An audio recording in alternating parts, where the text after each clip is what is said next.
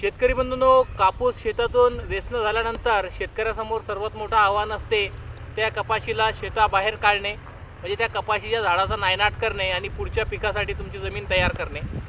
मी सध्या इथे बसलेलो आहेत बघा, तर हे कपाशीच्या झाडापासून तयार केलेली कुट्टी आहे आणि या कुट्टीचा उपयोग शेळी मेंढींसाठी करण्यात येत आहे। इथे कदाचित हा महाराष्ट्रातला किंवा भारतातला पहिलाच प्रयोग असेल ज्या प्रयोगामध्ये शेतकऱ्याने कपाशीची कुट्टी केलेली आहे आणि या कुट्टीचा वापर मेंढरांसाठी करण्यात येणार आहे।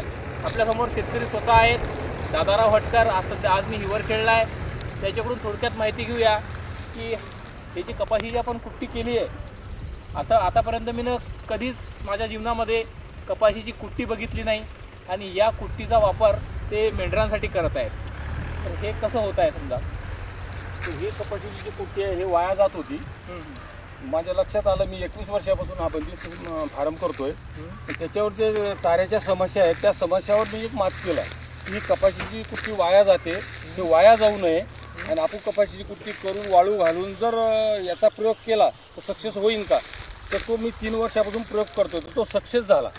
आणि त्याचा पावडर बनवून मी या कुट्टीचा पावडर बनवतो आणि पावडर करून टॅबलेट काढतो आणि टॅबलेट करून शेळ्या मेंढ्याला खाऊ घालतो।